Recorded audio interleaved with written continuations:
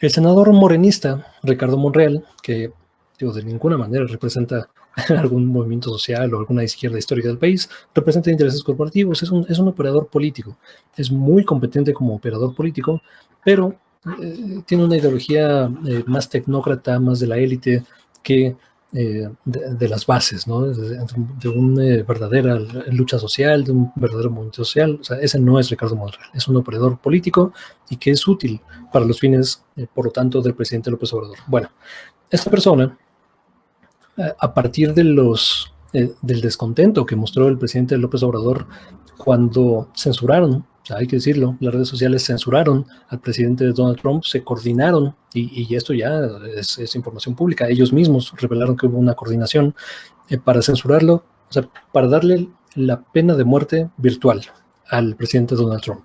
O sea, eliminarlo de todas las plataformas, hubiera o no publicado en esas plataformas, porque, digamos, Twitter y Facebook tenían, si compramos el argumento de que Donald Trump estaba incitando a la violencia, digo que esto culmina el 6 de enero, ¿no? En la toma del Capitolio, en la toma simbólica, en el intento de insurrección de estos grupos de ultraderecha, protofascistas, que apoyan al expresidente ahora Donald Trump. Bueno, incluso si compramos ese argumento, las únicas plataformas que tenían argumentos para censurarlo eran Facebook y Twitter, porque fue ahí donde publicó estas incitaciones, ¿no? A la violencia, si tú quieres. Todas las demás, o sea, ni lo publicó en YouTube, ni lo publicó en Discord, ni lo publicó en Reddit, ni lo publicó en otra plataforma, pero aún así lo censuraron, o sea, las otras plataformas. Bueno, a partir de ello, el presidente Donald Trump le preguntaron en una mañanera, se pronunció, le dijo que estaba en contra, que no podía concebir o no se podía permitir que entes privadas, ¿no? Que tienen intereses completamente ¿no? Individualistas, es decir, las empresas ven por las empresas. Digo, esto espero que no sea noticia para nadie. Las redes sociales no son ninguna entidad social, no ven por el bienestar común, ven por el bienestar de su mesa de directivo. O sea, nada más. Y el beneficio económico, maximizar el beneficio económico a través de su plataforma digital. Eso es todo lo que, bueno, no sé si es todo, pero es la principal motivación. Entonces, él dice, bueno, estas corporaciones nadie las eligió, o sea, como para que sean árbitros de la libertad de expresión. O sea, yo no recuerdo una elección ciudadana, no donde los Estados Unidos dijeran sí, que Twitter y Facebook sean el ombudsman de la verdad y de la justicia y de la libertad de expresión en Estados Unidos o en algún lado, cabrón. O sea, nadie ha elegido a estas personas. Y aún así, cada vez más vemos el potencial que tienen estas empresas privadas, de nuevo, que no responden a nadie, para influir en procesos políticos importantísimos en el mundo, ¿no? Y ellos fueron instrumentales en la promoción del propio Donald Trump cuando les fue útil. O sea, Twitter, o sea, se revitalizó a partir de la llegada y de los embates de Donald Trump, que Twitter es la red social preferida de este personaje, ¿no? Tuiteaba a las 4 de la mañana, a las 3, o sea, había una estupidez en Fox News, el tipo tuiteaba. Entonces, claro que arrastró muchísima gente a su plataforma. Cuando ya no fue conveniente, pues, ¿no? Pena de muerte, digital al presidente Donald Trump. Bueno, estamos de acuerdo todos con ese argumento, ¿no? Digo, espero que estemos de acuerdo con este argumento de que una entidad que nadie eligió y que tiene intereses particulares no puede ser el árbitro de la libertad de expresión. O sea, estamos de acuerdo en eso. El único árbitro de la libertad de expresión debe ser el Estado, y la libertad de expresión es un derecho negativo. El Estado no tiene la facultad o no debe limitar en ningún sentido la libertad de expresión y debe castigar a aquellos que la limiten. O sea, debe sancionar a aquellos que la limiten.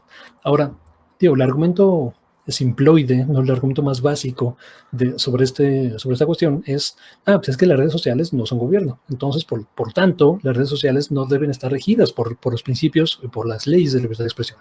A lo cual yo diría, bueno, en una sociedad en la que cada vez estamos más digitalizados, más informados a través de Internet, esto es una tendencia que no se va a detener en el futuro próximo, en el futuro previsible, es de suma importancia que se garantice dos cosas: la libertad de expresión en las redes sociales, porque eso es una tendencia, ¿no? Que no se va a detener, y por otro lado, el derecho a la información de las personas.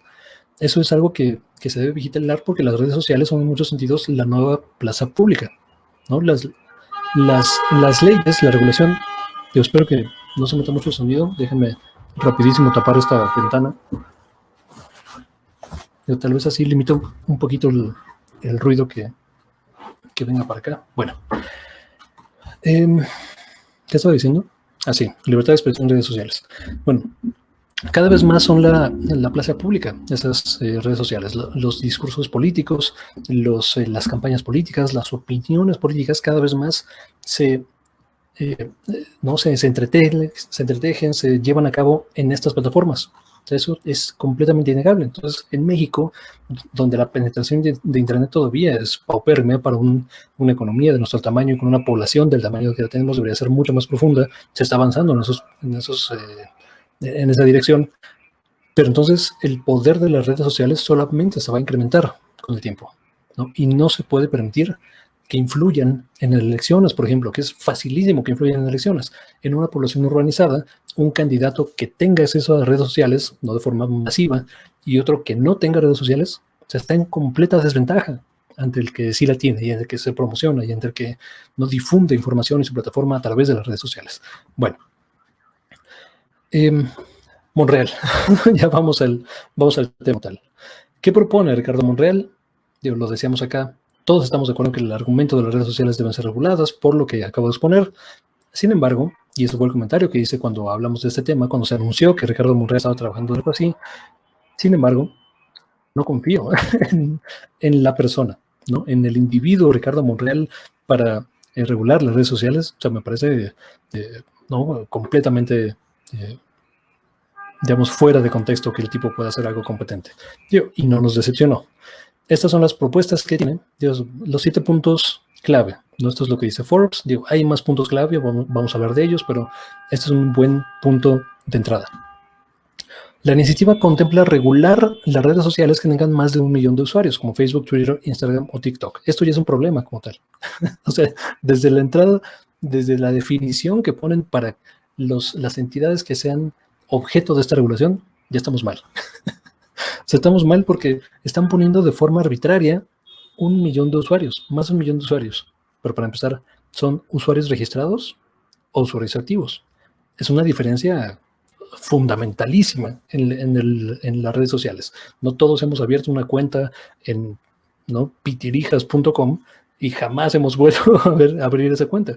Entonces, o sea, pitirijas.com, si son 1 millón de personas que nadie está utilizando, o tal vez 10 personas de los millones que tiene registrados son usuarios activos, o sea, ese ya está en el mismo tamaño que Facebook, por ejemplo. ¿No?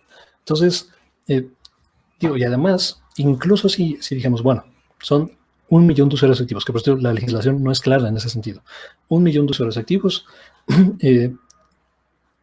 o sea, estarías poniendo al mismo nivel, por ejemplo, alguna red social, no sé, emergente, como, o no muy difundida, como Tumblr, por ejemplo, o Blogger, ¿no? O algunas de esas que la gente usa, pero o sea, no es como la principal red social del mundo. Estás poniendo al mismo nivel esa que a Facebook, ¿no? Que tiene como 2.000 millones de usuarios en el mundo, ¿no? Entonces, 1 millón contra 2.000 millones tienen exactamente la misma regulación. Entonces, o sea, de entrada, o sea, estamos mal en esta cuestión. ¿Cómo sí podría ser? Por ejemplo, en la Unión Europea, creo que son, bueno, las regulaciones que se están discutiendo en el Parlamento Europeo consideran una red social con algo así, más de 40 millones de usuarios activos. Esas son las preponderantes y esas son las que son objeto de regulación. Bueno, entonces desde ahí ya estamos mal. Punto número 1. Punto número 2. Para poder operar, cuidado, o sea, no para, o sea, nada más para operar, las redes requerirán autorización del Instituto Federal de Telecomunicaciones, el organismo autónomo creado en 2013, a partir de la descentralización de la Comisión Federal de Competencia Económica, cuyo titular es propuesto por el presidente del Senado de la República. Bueno, aquí otra vez ya estamos mal. O sea, porque el problema no es que se registran o no en México. Además, esto es sin precedentes en México. O sea, las redes sociales, si bien cada vez más es un punto estratégico, o sea, pero su principal función o la mayoría de contenido que se transmite a través de redes sociales, que son fotos de comida, ¿no? Viajes, ¿no? Cosas que hacen todos los días, comunicaciones con la familia, eso no tendría por qué ser objeto de ningún tipo de regulación. O sea, ese no es el problema de las redes sociales. El problema de las redes sociales es su falta de transparencia, su arbitrariedad en la censura de contenido, o privilegiar, ¿no? El privilegiar o ponderar cierto contenido sobre otro. Esos son los problemas de las redes sociales. El registro al que operen, eso no es como tal. Pero bueno, entonces, regulación innecesaria. Las redes podrán establecer mecanismos para suspender o eliminar cuentas y contenidos de acuerdo con los términos previamente autorizados por el IFT. Esto definitivamente es algo importante que debe ocurrir. O sea, las redes sociales, Twitter y Facebook, Twitter es un poquito más transparente que Facebook en ese sentido, aunque Facebook hace un reporte todos los meses de las cuentas que censuró y por qué las censuró. Pero esto, no hay ninguna regulación que lo obligue a hacer esto, ¿no? Y ellos lo hacen por buena fe, no por tener un poquito de transparencia, por las presiones sociales e internacionales de los gobiernos que le han dicho, güey, tienes que transparentar por qué estás censurando personas, no por qué eliminaste cuentas. Bueno, tiene que haber este tipo de mecanismos. Yo no sé si el IFT debería, si el gobierno como tal debería tener la facultad de sancionar estos mecanismos, más bien decirle a las plataformas, yo no te voy a decir cuál es el mecanismo, pero tú tienes que tener un mecanismo, unas reglas por las cuales puedes censurar, ¿no? Contenido. Hay reglas claras. Bueno, solo podrán eliminarse o suspenderse cuentas contenidos que difundan, y esto es peligrosísimo, noticias falsas, expresen mensajes de odio. Esto es controversial, estos dos, y voy a regresar a ello. Afecten los derechos de los menores, aquí no hay ningún problema, o revelen datos personales o provoquen algún delito. Esto no hay ningún problema, todo el mundo estamos de acuerdo con estos tres últimos.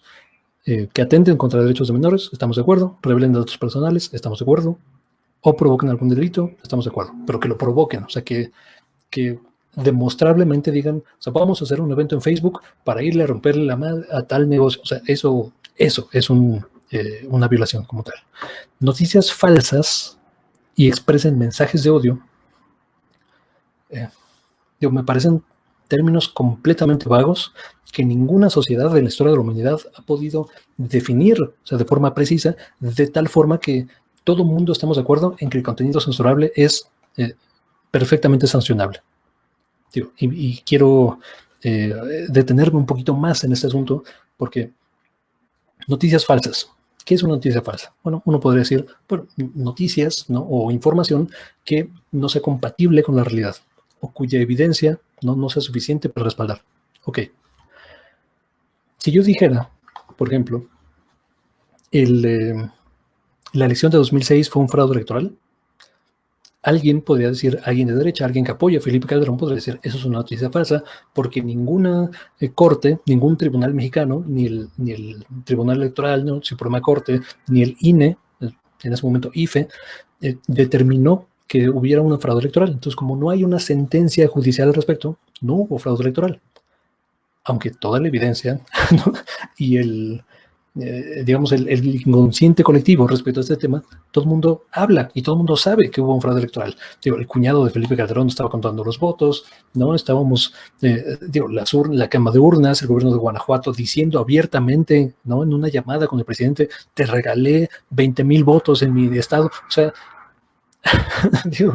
por supuesto que hubo fraude electoral, ¿no? En 1988 hubo fraude electoral, aunque la versión oficial es que no. Entonces, ¿quién determina? El gobierno va a determinar cuáles son las noticias falsas y cuáles no. Ese no es el problema de las redes sociales.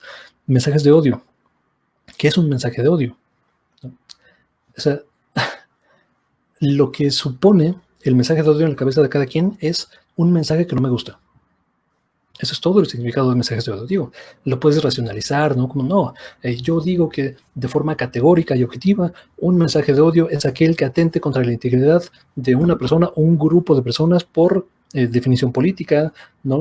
Cualidades físicas o lo que sea, ¿no? Ok, si yo dijera, ¿no? Y esto es un argumento que se usa frecuentemente, busquen datito en redes sociales, si yo dijera, el Estado de Israel está cometiendo un apartheid, en un estado de excepción de derechos humanos en contra de la comunidad palestina. Si yo dijera, la comunidad budista en Myanmar está cometiendo derechos humanos, violaciones a los derechos humanos contra comunidades musulmanas, por ejemplo.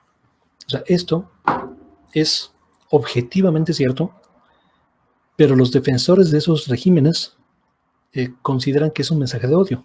¿No? Porque ¿cómo vas a criticar a la pobrecita población de Israel, no judía, no sé qué? ¿O vas a condenar a los pobrecitos budistas que están abusando? O sea, ¿me explico? Es controversial este discurso de odio. Digo, yo soy ateo.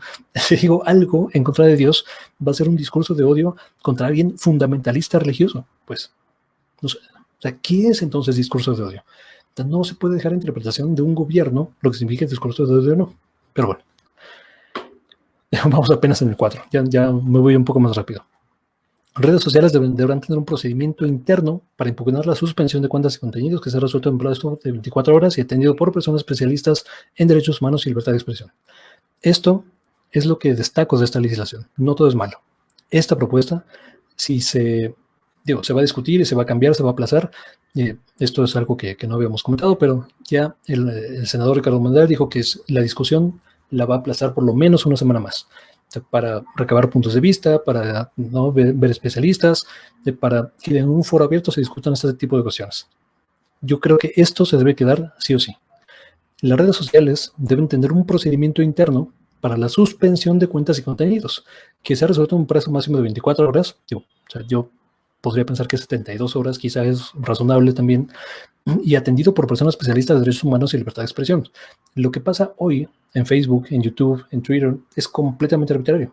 A mí me acaban de suspender mi cuenta, esta cuenta de YouTube, una semana, por hablar de un caso conocido a nivel internacional de Jeffrey Epstein y los lazos que tiene con, que tuvo, ¿no? Porque falleció en circunstancias muy sospechosas, ¿no? Que todo el mundo sabe y conoce, bueno, todo el mundo que ha leído del tema sabe y conoce.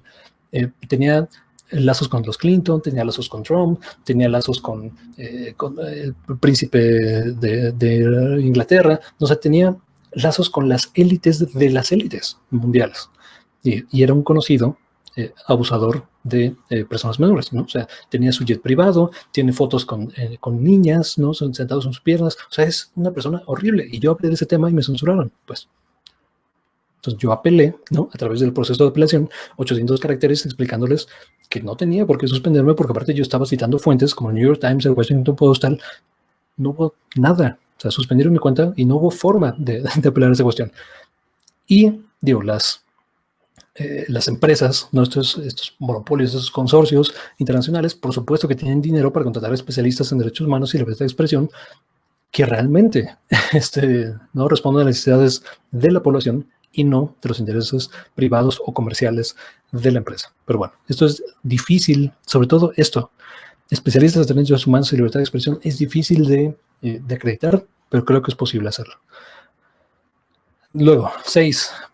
Casi al final, en caso de que las redes sociales no resuelvan la impugnación, se podrá presentar una queja por violación a la libertad de expresión ante el IFT que ejercerá como árbitro entre las partes. No estoy seguro que el IFT tenga facultad de hacer eso, o sea, dudo mucho de las facultades del IFT, y yo conozco gente que trabaja en el IFT, por eso lo digo, y que puede hacer imagínate todos los miles o decenas de miles o cientos de miles de reclamos por ese tipo de cuestiones a las redes sociales. O sea, no estoy seguro que tenga la capacidad, pero sin duda tiene que haber un mecanismo de apelación serio y un mecanismo en casos de censura para exigirla, para reclamar los derechos de libertad de expresión. Pero bueno, si se acreditan violaciones a la libertad de expresión, se prevén multas hasta 89.62 millones de pesos.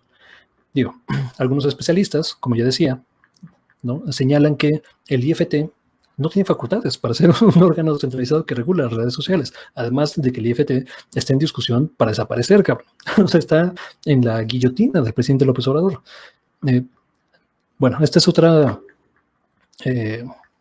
iniciativa que está en Cámara de Diputados, también de Morena, lo voy a dejar acá. Es más, voy a dejar un enlace a esta iniciativa. Esta es la de diputados, esta no es la de Ricardo Monreal. Esta sí es una iniciativa ya más en forma, más concreta, mucho más establecida, o sea, en forma de ley, o sea, como tal, de modificaciones a la ley, y no tan general como la de Ricardo Monreal. Pero bueno, digo, como ya me extendí bastante, la voy a dejar en la descripción del video para que se pueda consultar por quien quiera consultarlo. En fin, hasta acá dejamos este comentario. Digo, díganme, o sea, o cuéntenme, o sea, qué opinan de esta cuestión. Voy a poner también en este video en particular estampitas, no marcas para los puntos para que sea más fácil navegar el video. Ahí chequenlos. Muchas gracias por ver, por compartir, por suscribirse. Díganos sus opiniones, si están a favor de la regulación de redes sociales, si creen que debería ser un completo libre mercado y las decisiones corporativas deberían ser las finales, las que manden, como lo es hoy en día, o el Estado debería garantizar la libertad de expresión y el derecho al acceso a la información. De nuevo, muchas gracias por ver, compartir y suscribirse y todo lo que debo decir al final de los videos, y nos vemos hasta la próxima.